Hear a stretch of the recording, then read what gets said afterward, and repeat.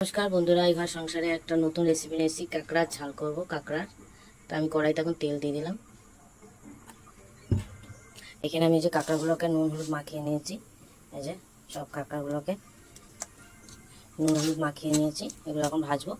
এখানে দুটো আলু কেটে নিয়েছি, আলুগুলো এখানে পেঁয়াজ কুচি টমেটো এখানে আছে আদা রসুন কাঁচা লঙ্কা টমেটো দিয়ে পেস্ট করা, এখানে আছে ধনে পাতা, এগুলো আমার লাগবে উপকরণগুলো। আর এখানে আমি তেলটা গরম হোক ততক্ষণে, তেলটা আমার গরম হয়ে গেছে, কাঁকড়াগুলো দিয়ে দেবো।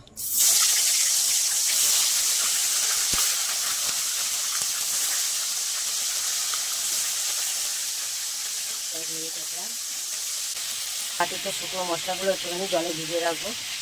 এখানে আমি 1 চামচ লঙ্কার গুঁড়ো, 1 চামচ জিরে ধনে গুঁড়ো, এই 1 চামচই হলো হলুদ, লাগলে পরে দেবো। একটু জল দিয়ে দিলাম, গুলিয়ে ভিজিয়ে রেখে দিলাম। মশলাটা ভিজিয়ে রাখলে একটু ভালো হয়, মশলাটা ভিজালে একটু বাড়ে।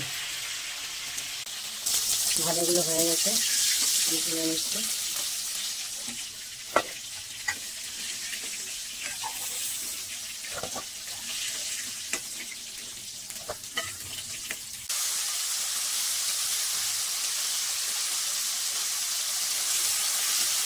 জীবনে ফার্স্ট কেকড়া কাটলাম, কোনোদিন কেকড়া কাটিনি আমি। এগুলোকে আমি তুলে নেবো।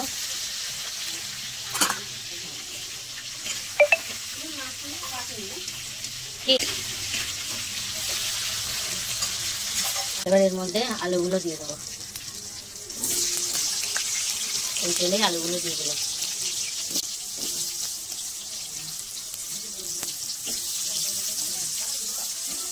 আলুগুলো একটু ভাজা হোক,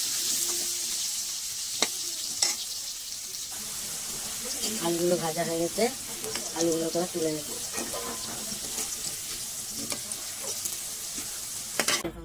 জিরে আর তেজপাতা, জিরেটা দিয়ে দিলাম আর এই তেজপাতা। আমি গ্যাসে রান্না করছি, গ্যাসটা একটু জোরে দিয়ে দিলাম। এবারে এতে কুচানো পেঁয়াজটা দিয়ে দেবো।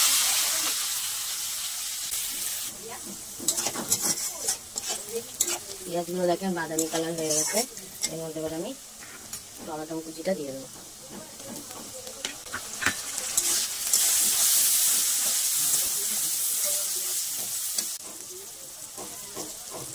এক চামচ লবণ,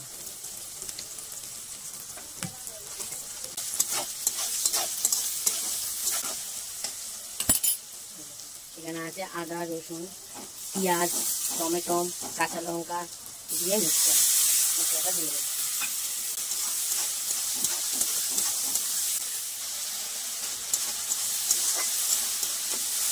এবার আমি যে ভিজিয়ে রাখা মশলাটা, জিরে গুঁড়ো, জিরে আর ধনের গুঁড়ো মিক্স করে রাখি আমি, সেটা হলুদ গুঁড়ো আর লঙ্কার গুঁড়ো বাটিটা ধুয়ে আমি একটু জল দেবো।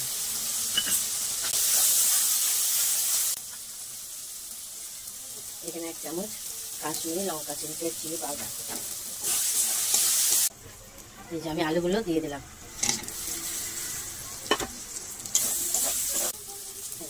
একটু চিনি দিয়ে দিলাম। দেখেন কেমন তেলটা ছেড়ে গেছে, তেলটা কেমন ছেড়ে গেছে। আমি জলটা ঢেলে দেবো।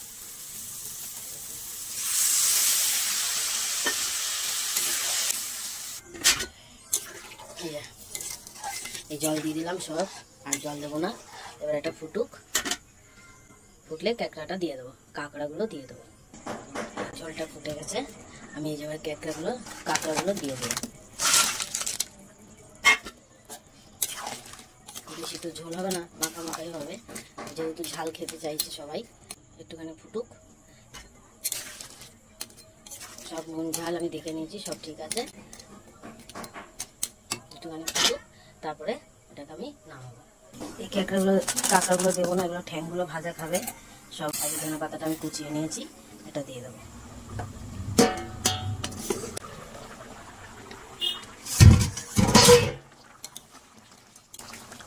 দেখেন আলু সব সেদ্ধ হয়ে গেছে, আলু সেদ্ধ হয়ে গেছে। এবার আমি ধনে পাতাটা দিয়ে দেবো। পাতাটা দিয়ে দিলাম, আমি আপনাদের সার্ভ করে দেখাচ্ছি। এই দেখেন আমার কাঁকড়ার তরকারি হয়ে গেছে। এবারে কাঁকড়ার ঝাল আপনারা বাড়িতে বানিয়ে করে খাবেন, ঠিক আছে।